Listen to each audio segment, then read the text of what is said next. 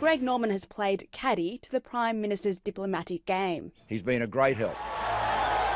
The golfing great swung in hours after Donald Trump won the United States election.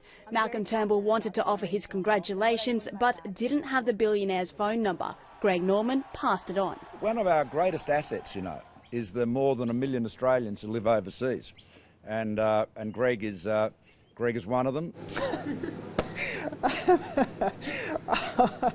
Well, look, I'm pleased that the Prime Minister has spoken to the President-elect. You know who that is? Do you know who? Surely you can recognise this man. The Shark is a long-time supporter of the President-elect. Do you like Trump's plan to grow the economy, or do you prefer Hillary's plan for fairness in the economy? Well, I'll be honest with you, I like Trump's. And it was Greg Norman's contact book that set up the Prime Minister's chat with Mr Trump. Why didn't your office have Mr Trump's number before the election?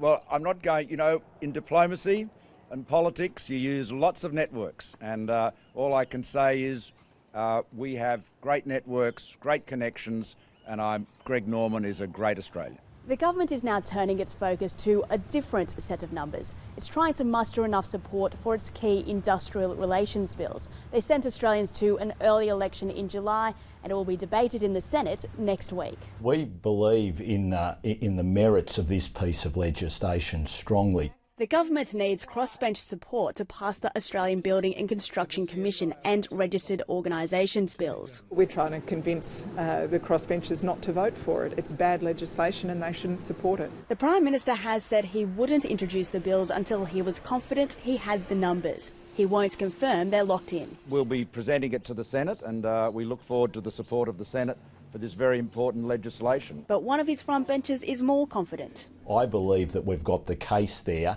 to make sure that the crossbenchers will support this piece of legislation. The government's pushing to pass the bills before Christmas. Patel, ABC News, Canberra.